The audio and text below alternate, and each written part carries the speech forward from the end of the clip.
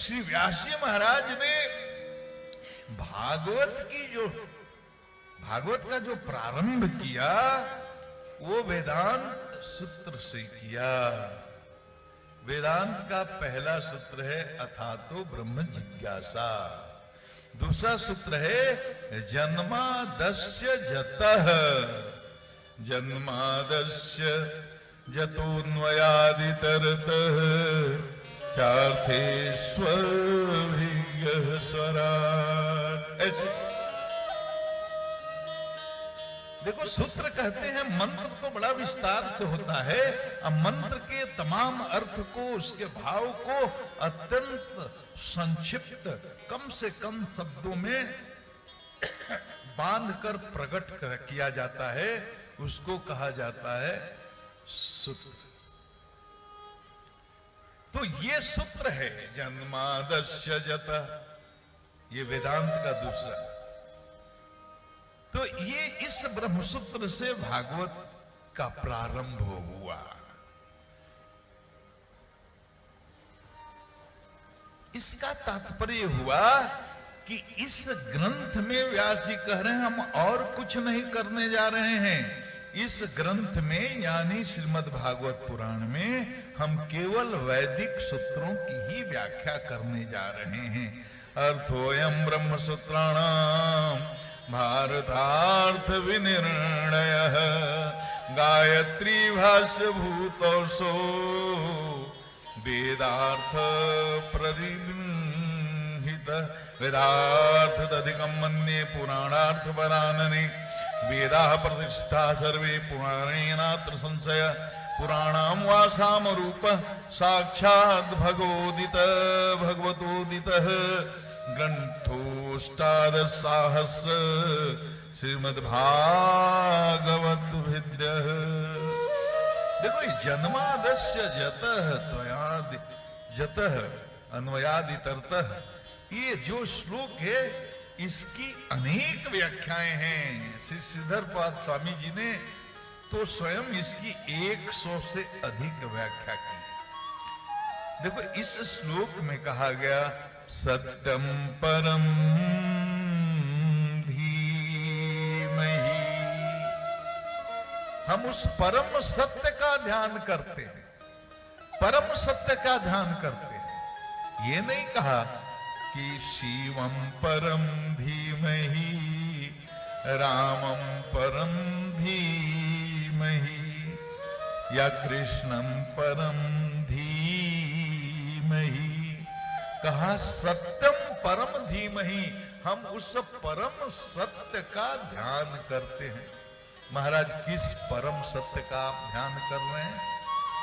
तो कहा कि हम उस परम सत्य का ध्यान करते हैं जन्मादस्य जतः, जो इस सृष्टि के सृजन का, उसके पालन का, उसके उपसंहार का हेतु है। इस सृष्टि का सृजन भी वही करता है, इसका प्रबंधन भी वही करता है, और अंत में ये सृष्टि उसी में जाकर के लय हो जाती है। हम उस परम सत्य का ध्यान करते हैं।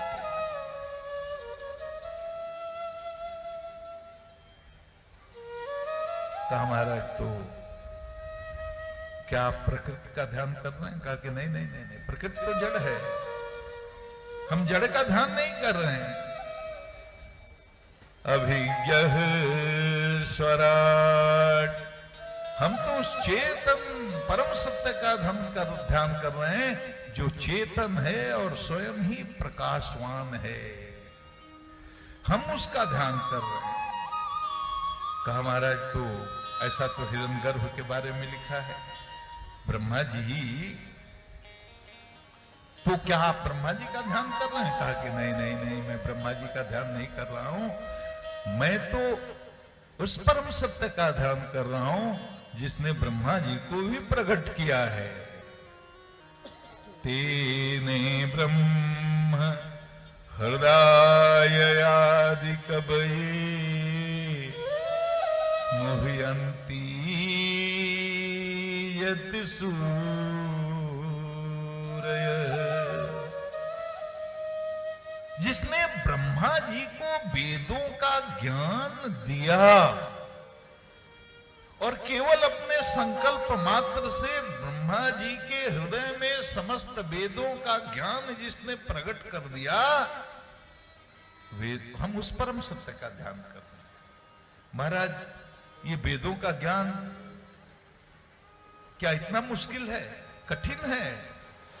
कहा मुह्यंती यत सूरयः, कहा वेदों का ज्ञान इतना कठिन है कि बड़े बड़े पंडितों को मुह्यंती मोहम प्राप्तवंती, बड़े बड़े पंडितों को, विद्वानों को भी भ्रम हो जाता है, मोह हो जाता है, क्योंकि वेद में पढ़ा कुछ जाता है, उसका अर्थ कुछ निकलता है, बोला कुछ जाता है, लिखा कुछ जाता है, पढ़ा कुछ जाता है, उसका अर्थ कुछ निकलता है।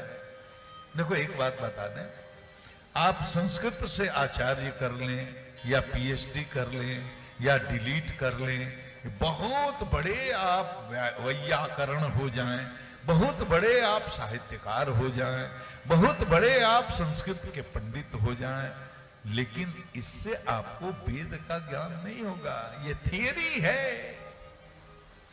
वेद की एक एक ऋचा प्रत्यक्ष देवता है। देखो ये नहीं लिखा हुआ, मैं बता रहा हूं। वेद की एक एक ऋचा, जो गुरु परंपरा से सुनी चीज मैं आपको बता रहा हूं, वेद की एक एक ऋचा प्रत्यक्ष देवता है, जिसका प्रत्यक्ष दर्शन हो सकता है। ये ऋचाएं तो गोपियां बन करके अवतरित हुई थी ब्रजमंडल में, तो वेद की एक एक ऋचा प्रत्यक्ष देवता है। वेद तो अपना अर्थ स्वयं प्रकट करता है।